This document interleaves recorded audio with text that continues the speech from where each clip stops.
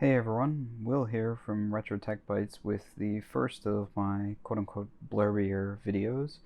So yeah, just wanted to kind of blurb and babble about this.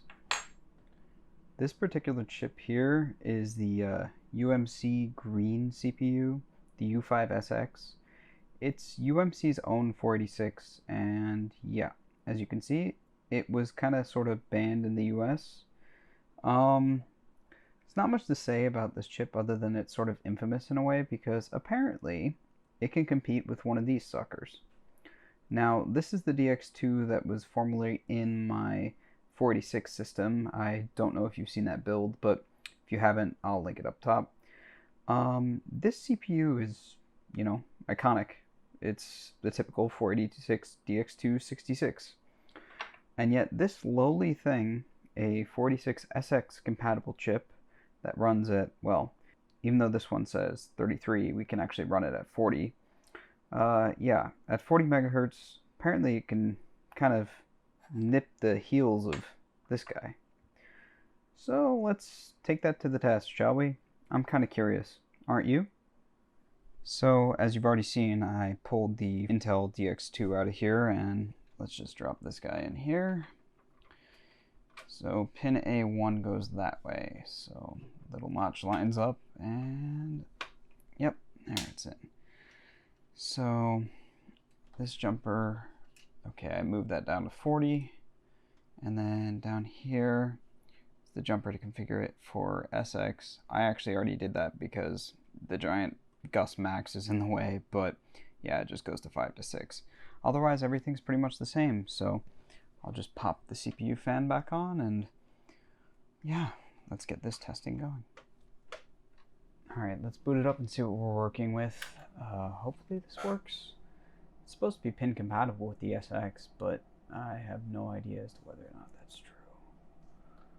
Well, seems like something's working. I'll get into the BIOS and take a look here. I don't really know what to think. Everything looks normal. Things are set how I want them. Yeah, one bad thing about this Predator board, or good, bad, or indifferent, is it has the older AMI high flex BIOS, so that's a thing. Yeah, let's take a look at some benchmarks. Let's see what we get. Alright, first I guess we'll start with 3D Bench, because it's there and makes sense. It's usually a pretty good indicator of 3D performance. I think my score before with the DX266 was something like 48-ish, I want to say. It could be lower. I'll put it on the screen and we'll take a look at it, but yeah, for now let's just assume it's a little lower. PC player, I guess. PC player is probably not going to change much. This benchmark is pretty rigorous at VGA modes, so yeah, I wouldn't say that it would change too much from the DX266, but let's give it a shot nonetheless.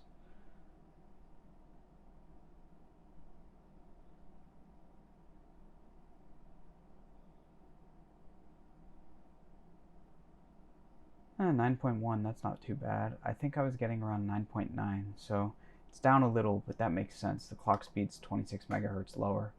Surprisingly, the dip's not that high, though. The real test here, Doom. You know, I know some people say that Phil's like bench for Doom is not technically standard, and I can see where that's true because nobody really plays Doom at full screen with no HUD. But at the same time, it's pretty good because it's hugely taxing and it's going to help you find a bottleneck if there is one. I'm presuming that we're bottlenecked by the CPU because that chip's WinGen card that's in there is really dang fast. I mean, it's basically PCI levels of fast on a VLB card. I'd say it's comparable to the Sang ET4000 and whatnot. I actually don't have an ET4000 to test, but I know that the ET4000 W32P and the earlier W32i are really dang fast on VLB. Um, but yeah, I mean, you know, I guess I'll see you all back at the end of this test. It's a little disappointing. 3418 is about 1,000 real ticks slower. I'll give the FPS conversion down here, but for now, yeah, it's just good to know. I can imagine it's slower because, I mean, this thing lacks a floating point unit. And not that Doom leverages one per se, but there's probably other architectural differences that are attributable to, you know, the difference in speed. I'm kind of curious what Norton Sysinfo says. It's not the best benchmark, but it's a benchmark. So let's see. 112.1. Yeah, it's a bit slower.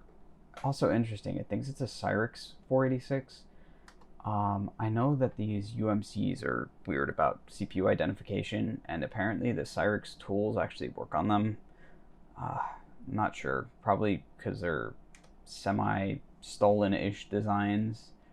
I mean, after all, the reason they weren't allowed to be sold in the US was some sort of rights infringement on intellectual property. But yeah, let's get SpeedSys going. So look at that, 233 megahertz. What the heck is that? Well, also the UMC, but I guess at least we know it's a UMC chip. Dang, almost 22.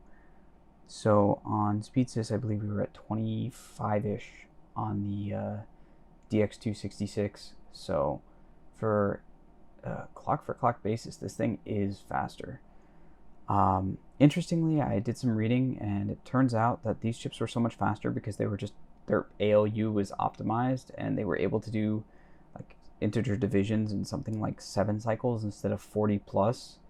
So they really are souped up 486s. I wouldn't say that they're the superior 486, but yeah. So let's let this run and take a look and see. But, you know, for a chip that's kind of sort of like low-key under the radar, it's an interesting option. Would I pick it as my main chip? No, because, you know, I'm not saying I run Quake on these, but it's nice to have the Mathco Pro.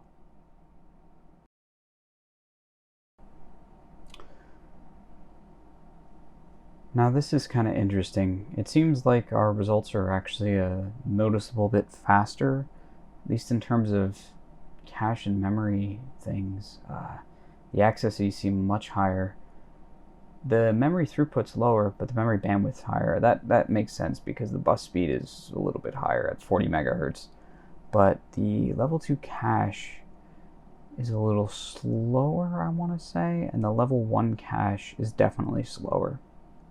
This is a weird chip, really weird chip, but I guess this makes sense.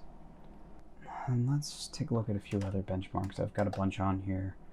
I guess first we'll take a look at Dr. Hardware. Now, interesting note, and you see I have Dr. Hardware 3 down there, and then Dr. Hardware. Yeah, Dr. Hardware locks this thing up, but Dr. Hardware version 3.7 seems to work okay. So I'm not going to question that. I assume it's something to do just with this chip being semi-incompatible or something like that. I'm not exactly sure what's going on here. But, you know, the truth is, I don't know if it really matters.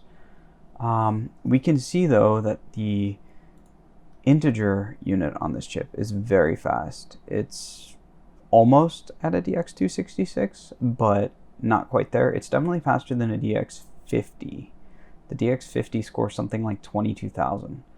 Now, the floating point unit just doesn't exist, so yeah, the soft stones don't really matter.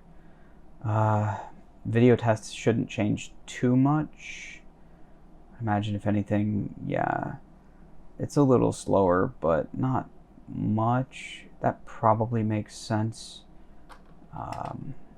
Can't really compare the results across anyway, but let's go to comparison and see. So that was 25,000 and 33. So let's look for something. Okay, 25,000. So it slots in above a DX50. So clock for clock, we can say it's definitely faster than the Intel offerings. Below a DX266, that makes sense, but not far off. floating point wise, non-existent. I mean, that makes sense. The floating point was like 600 something, so yeah, it's on par with a IBM SLC2, which that's not going to get you much anywhere. Okay, so let's take a look at Check It.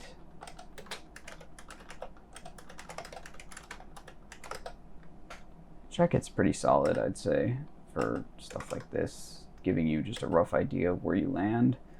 28,193 dry stones.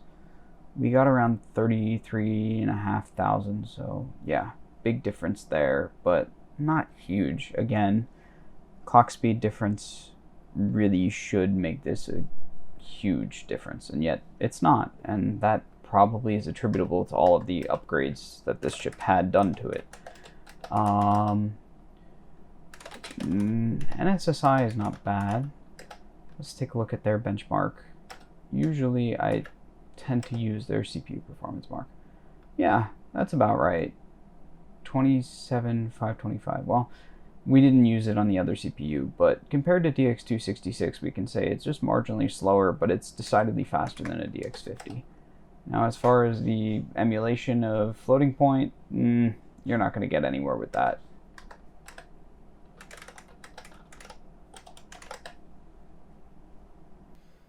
Alright, so let's see how this thing can do in some games, because, you know, that's what everyone really cares about for this. So, yeah, let's see how this does. The only thing I want to do is switch this to the E-Wave and give it a go. Alright, so Duke 3D seems to be loading a bit slower than it did on the DX266. Now, I can't say I'm too surprised at that fact, but at the same time, this chip was benching close, you know, probably what, 80-85% of the performance? So to suggest otherwise is sort of strange, and to think that this chip is not capable of so much more is strange. So let's see.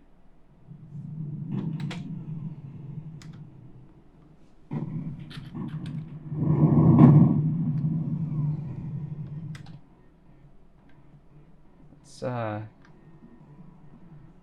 turn up the audio a bit here. Oof. I can barely control the menu. Yeah. Let's lower the screen size a bit.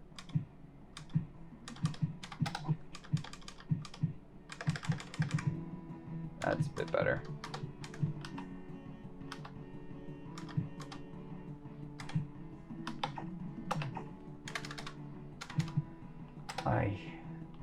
I don't think this is going to be a good experience.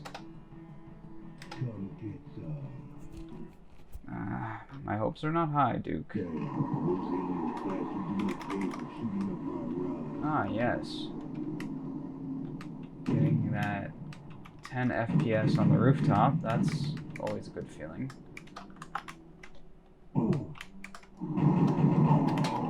Oh, actually, it's not too bad here. Granted, this isn't full screen, but I'd say this is about as big as I'd comfortably run it. Oof. Yeah, these hitches are making this game a little harder to play than it should be.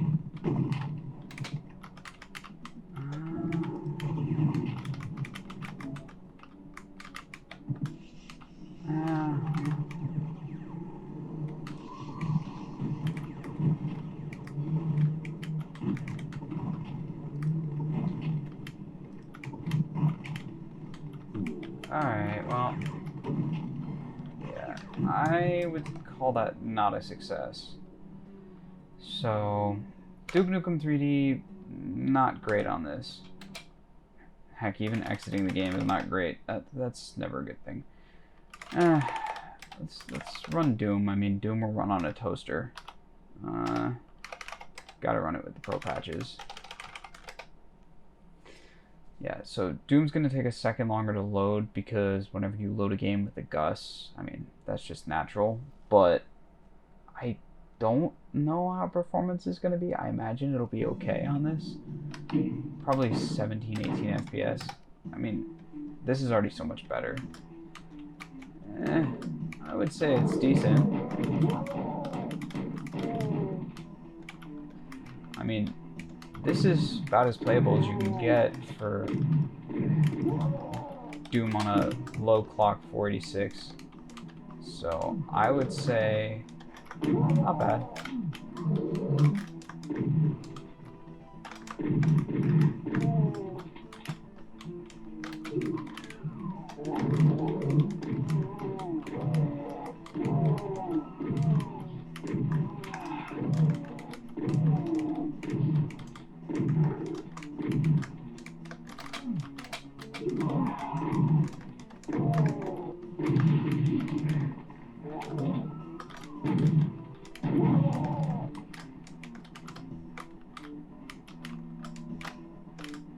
Alright, now I'm just losing myself playing this game. So, yeah. I'd say Doom, success.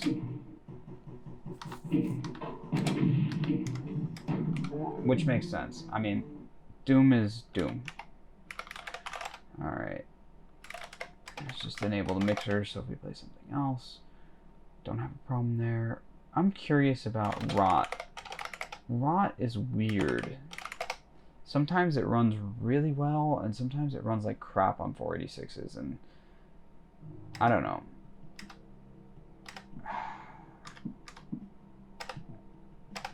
Let's see.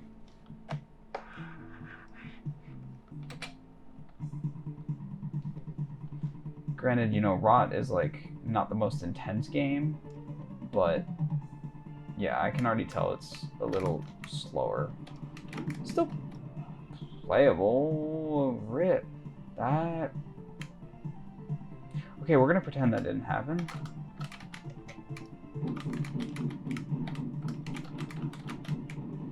First time that's ever happened.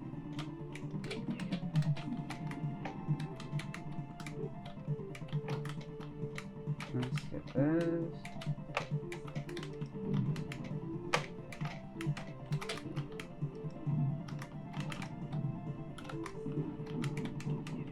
Jeez. What is with these guys and bazookas? I guess the same question could be asked of me at the moment.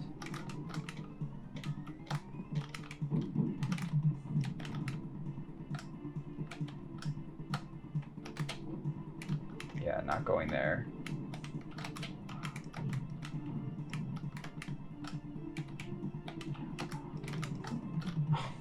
Rip. Well, yeah, Rot is Rot. I mean, it's a little slower, but it's not awful.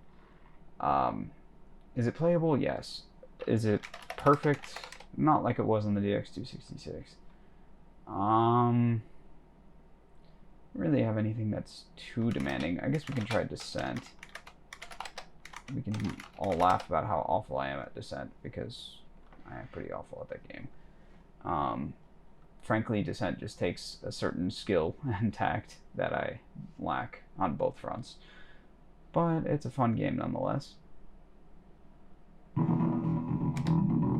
Excuse you, Descent. Okay, let's lower the audio a little there.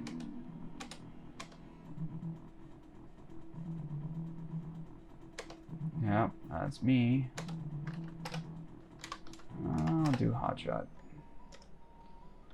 Yeah, it's just trying to get actual performance here. Let's not.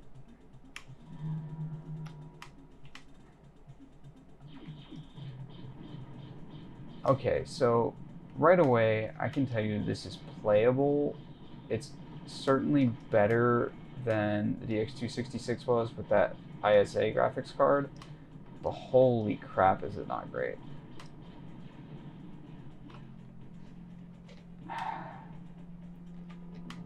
I mean, this thing's got to be running at 12 FPS, if that. I can barely see what's going on.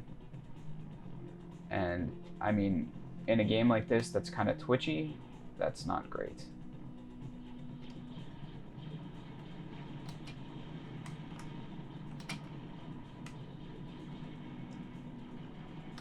Okay, I'm gonna call it there. the FPS definitely drops into the single digits.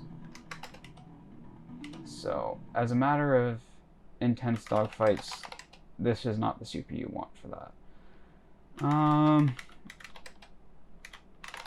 Dark Forces is one of those games that's optimized so well that like a potato could run it, but I want to run it anyway because, I mean, it's Star Wars, it's awesome, and frankly, like, I've included it in many of my tests, so maybe we can use it as baseline. This is praying that I do not get copyright stricken for the ad-lib soundtrack that you are hearing. Fun fact, that actually happened on my build video, and I had to cut out one of the loading screens. Whoa. Alright.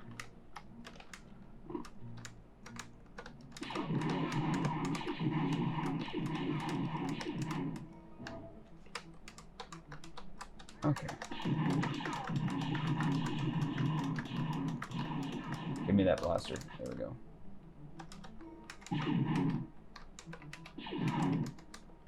Really? Okay.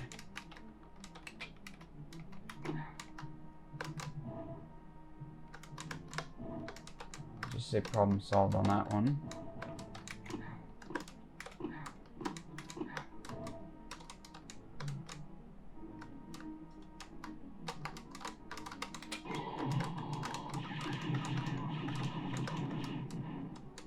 Honestly, this game runs fine. I mean, yeah, no issues.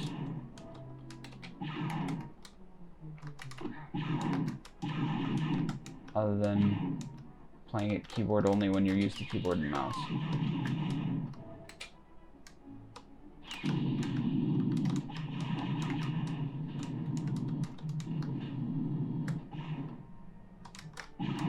Excuse you, you know what? Just for that.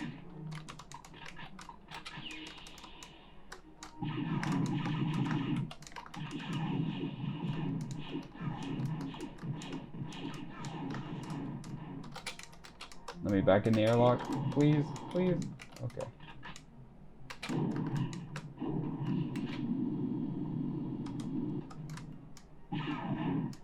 Ah, crap.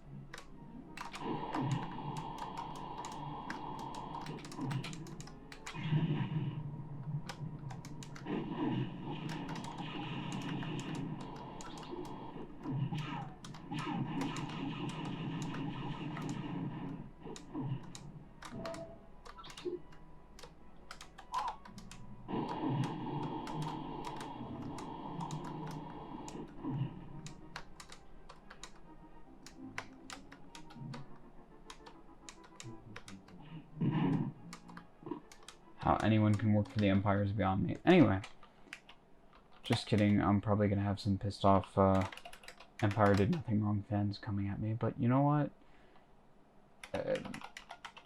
You do you, fam. Anyway, I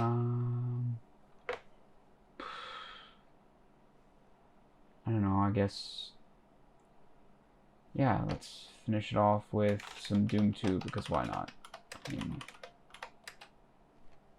Doom 2 is fun, right?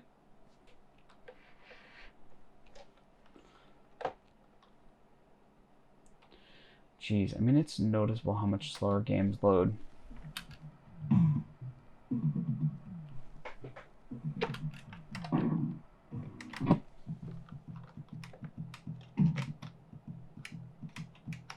Man, I just love the snares on that E-Wave. For a 1 megabyte sample ROM, those snares hit hard.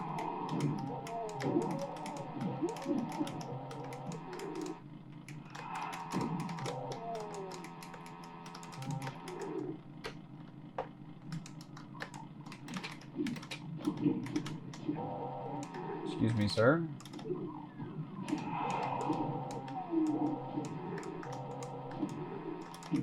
Forgot there were 3 of them in a row.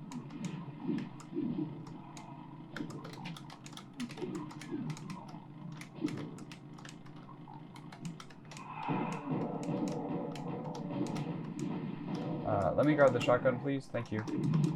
Okay.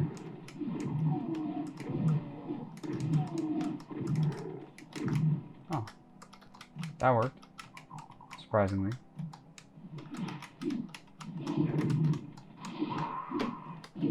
Alright. Alright, so some final thoughts about this UMC Cream CPU here. Yeah, it's stable at 40 megahertz, which is nice, and it benches on synthetic benches pretty close to a DX266 there. But as far as actual performance goes, I'd say that we're better off here.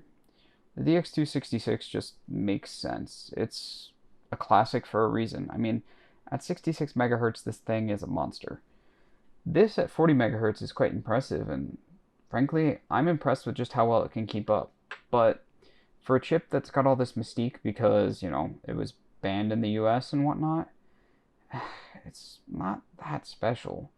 Yeah, there were upgrades done internally, and yeah, it's a nice chip to play with, but, you know, this thing just doesn't cut the mustard for me.